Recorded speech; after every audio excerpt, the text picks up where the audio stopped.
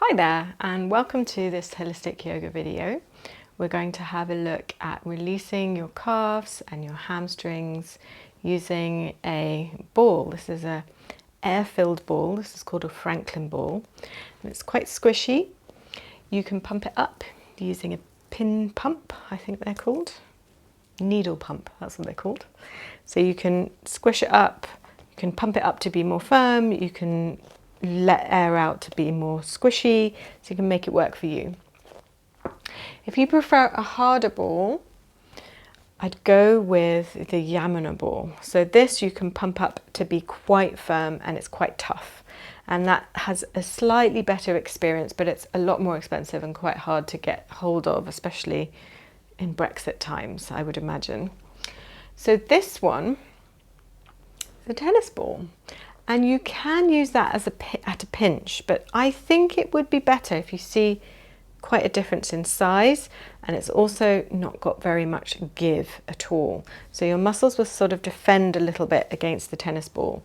You can try it, see if it works for you, but I would go searching around a friend or neighbour's house if they'll let you in, or ask them if they've got any squishy old balls. The sort that you can pump up are the ones that you want, and quite small, like that you could fit into the palm of your hand, that kind of size.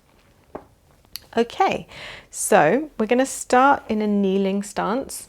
So if kneeling doesn't work for you, for your knees or for your ankles, then scoot on a little bit later in this video and we've got another kind of way of working that's not involving kneeling. But this way is really good because it can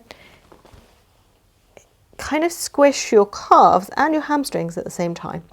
So if you take the ball and pop it in right close to the knee crease, the back of the knee, and hold it there. It'll slide away if you don't hold it there, and then press down by dropping your hips back towards your heels like you would in a child's pose.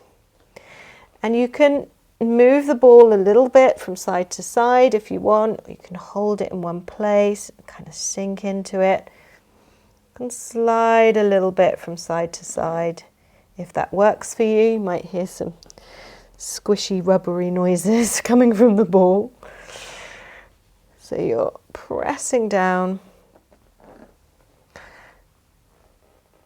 and squashing, and you can feel those muscle fibers. You can feel them sort of separating, getting juiced up, and you're getting more awareness of those muscle fibers. You might feel I can definitely feel my calf a bit more than my hamstrings. Depends on how tight your hamstrings are. Mine are not very tight in relationship to my calf. Okay, and then take the ball down so it's more on the belly of the calf, and the same thing, and you can really sit in and press. And if it's okay for you, you can tuck the other toe under. You can really sit in and lean your weight into the ball, holding it in place and sort of pressing and squashing. Really allowing your body weight to sink into the ball, and you can also breathe into the ball as well. Lovely stuff, and you can do a little bit of moving from side to side. And then go down another stage and press there. So I'm just kind of at the bottom of the calf, at the start of the Achilles, and at the top, near the top of the hamstrings. And you can do a little bit of squashing from side to side, and then releasing and coming back in, and releasing and coming back in. And really feeling, where is it that needs that pressure, that needs that squish? Going from side to side and finding those places. Lovely work. Good. Okay, so another way of working with it, I promised you. If you've got short arms like me, you might use these brick blocks, and you pop the ball onto your sit bone, not your tailbone. That would be a big mistake. It wouldn't be nice at all, so don't go on the tailbone, but on the sit bone, the knobbly bit at the center of the buttock, and press onto that sit bone. You can bend the other leg So I've got the foot on the ground with my other leg, and you're kind of pressing onto that sit bone. That's where all the hamstrings attach. And then you're pressing down and then lifting up. So you're pushing and then sinking.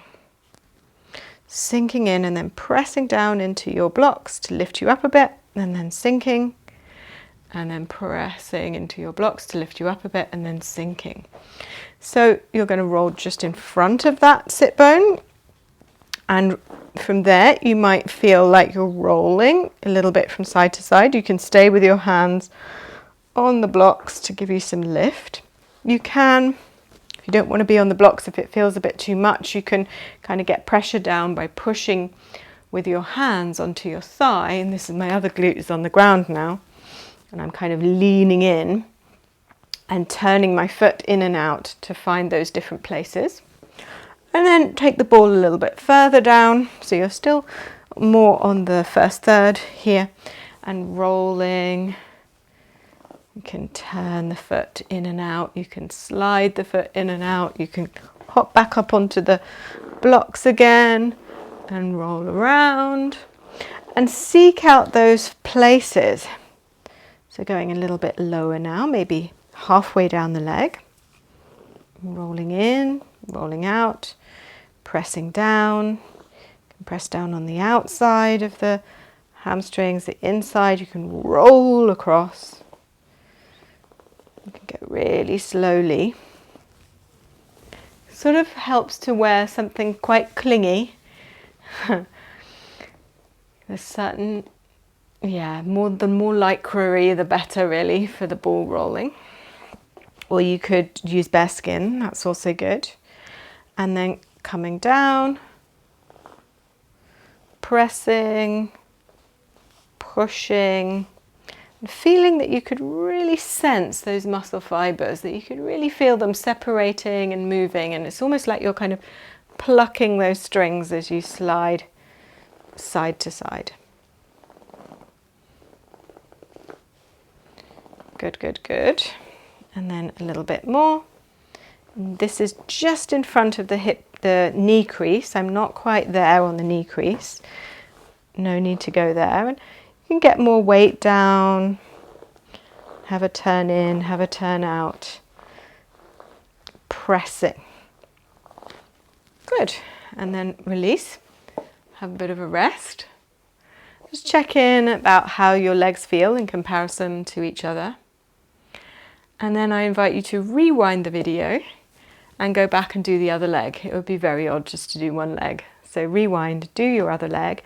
And after you've done that second leg, lie down in Shavasana and have a little rest. Let your body process what you've just worked with.